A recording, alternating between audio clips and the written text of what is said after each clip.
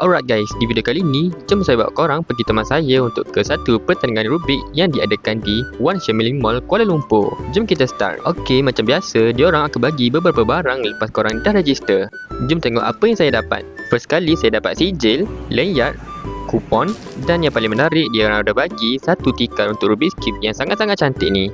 Okey, untuk competition kali ni, saya punya target adalah untuk pecahkan personal record untuk setiap event yang saya join, iaitu Rubik 3x3, 2x2, Pyramids dan juga Cube. First event adalah Pyramids. Jom tengok macam mana result saya.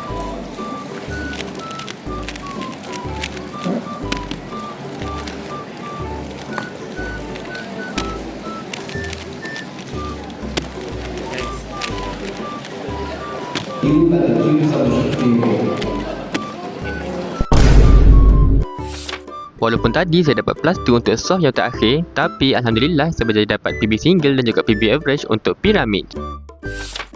Next event adalah Rubik 2x2.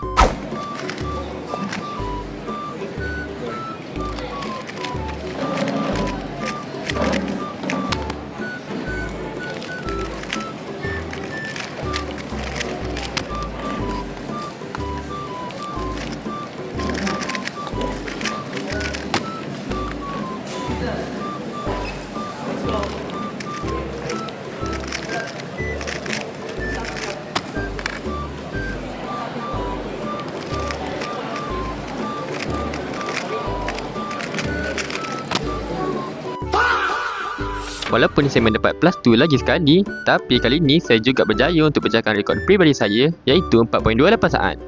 Next event adalah Cube. Dan jujur saya cakap, ini adalah event yang paling saya tak suka.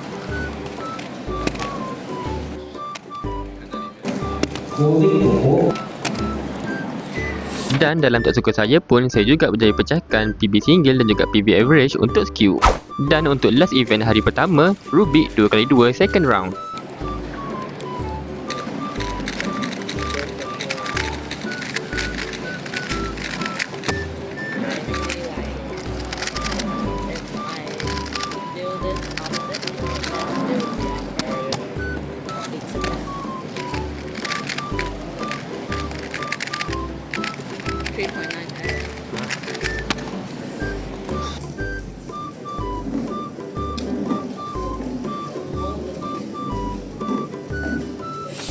Memang result yang sangat-sangat teruk, dan untuk pengetahuan korang, saya mendapat tempat yang terakhir untuk second round ni. Selesai di hari pertama, jumpa korang di hari kedua. Okey, untuk hari kedua akan berlangsung event Rubik 3x3.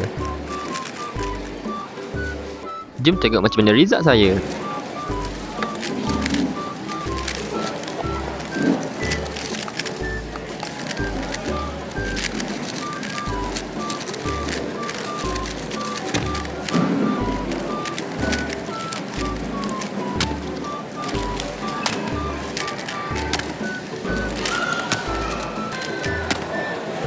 Untuk Rubik 3x3, saya tak berjaya pecahkan apa-apa personal best, tapi at least saya berjaya lepas ke pusingan kedua. Dan event yang terakhir untuk competition kali ni, Rubik 3x3 second round. Sebelum tu, jom tengok pemegang rekod Malaysia selesaikan Rubik 3x3. Walaupun bagi dia 9 saat memang agak slow, tapi bagi saya sangat-sangat laju.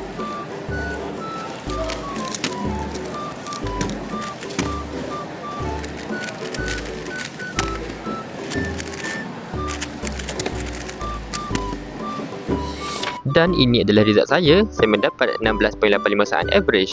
Bagi saya memang agak teruk. Okey, dah selesai event Rubik's Cube kat One Shamling Mall. Bagi saya, ini adalah salah satu pertandingan Rubik's Cube yang agak seronok yang saya pernah join. Terima kasih kerana menonton dan jangan lupa untuk subscribe. Jumpa lagi di next video.